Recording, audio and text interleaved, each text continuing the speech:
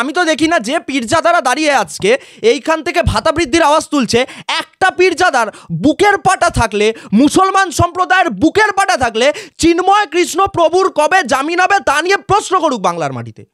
যদি বুকের পাটা থাকে, যদি তারা ইসলাম ধর্মাবলম্বী হয়ে থাকে, কেন ইসলাম ধর্মাবলম্বীদের বাঁচার অধিকার আছে আর চিন্ময় কৃষ্ণ প্রভুর বাঁচার অধিকার নেই নাকি?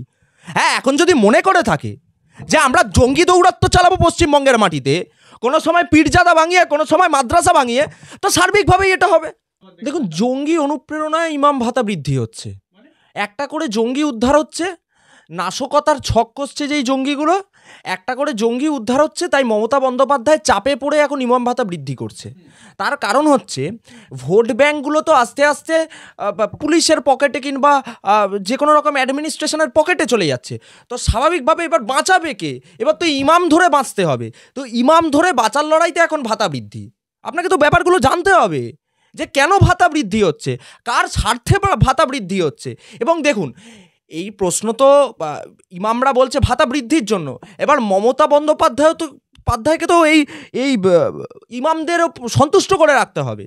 নয়তো এই যে ভোট, এই ভোটটা কোথা থেকে আসবে? এই 45% ভোটটা কোথা থেকে আসবে? ইমামদের পকেট থেকে ভোটটা নিতে হবে। তো ইমামরা বুঝতে পারছে যে আমাদের চাপেই মমতা জব্দ থাকবে। তো ইমামরা যখন বুঝতে পারছে যে এই মুসলমান সম্প্রদায়ের চাপে যখন ববি হাকিমের মতো নেতারা আছে, তখন মমতা বন্দ্যোপাধ্যায় একমাত্র আমাদের চাপেই জব্দ থাকবে, কারণ আমাদের ভোটটা হচ্ছে ডিসাইডিং ফ্যাক্টর। তাই ইমামরা এই দাবি তুলে ধরেছে, আর মমতা বন্দ্যোপাধ্যায় তুষ্টিকরণের রাজনীতির জন্য তাদের তুষ্ট করতে হবে। তো সার্বিকভাবে মমতা বন্দ্যোপাধ্যায় আপ্রাণ চেষ্টা করবে, দরকার পড়লে মমতা বন্দ্যোপাধ্যায় নিজের কিডনি বেচে হলেও তাদের ভাতা বৃদ্ধি করে দেবে। মমতা বন্দ্যোপাধ্যায় কিডনি বিক্রি করে টাকা দেবে দরকার পড়লে, তার কারণ ভোটটা ধরে রাখতে হবে। এই ইমামরা যদি না থাকে, এই মুসলমান অর্থাৎ তথাকথিত সংখ্যালঘু সম্প্রদায় যদি না থাকে, মমতা বন্দ্যোপাধ্যায়কে ভোটের বৈতরণী 26 সালে কে পার করবে?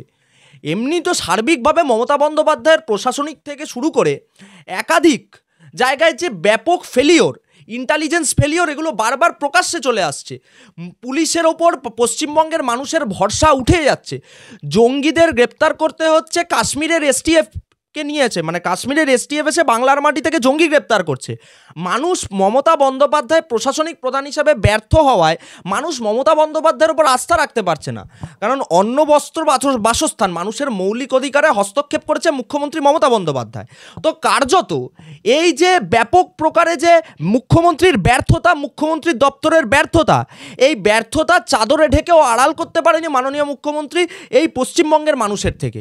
তো এই ব্যর্থতাটার জন্য আপনারা দেখতে পাচ্ছেন এখন মুসলিমরা বারবার আওয়াজ তুলছে, কারণ ববি হাকিম তো বলেছে যে 33% সংখ্যালঘু গ্রাস করেছে পশ্চিমবঙ্গকে। তো সার্বিকভাবে দেখুন, একদিকে 33% সংখ্যালঘু গ্রাস করছে যেমন, তেমন মমতা বন্দ্যোপাধ্যায়ের মনেও একটা উৎসব রব। তার কারণ হচ্ছে তারা জানে যে ভোটের বৈতরণী পার করবে ববি হাকিমের কমিউনিটি। তো সার্বিকভাবে এই যে দাবি তুলছে, এই যে ইমামরা দাবি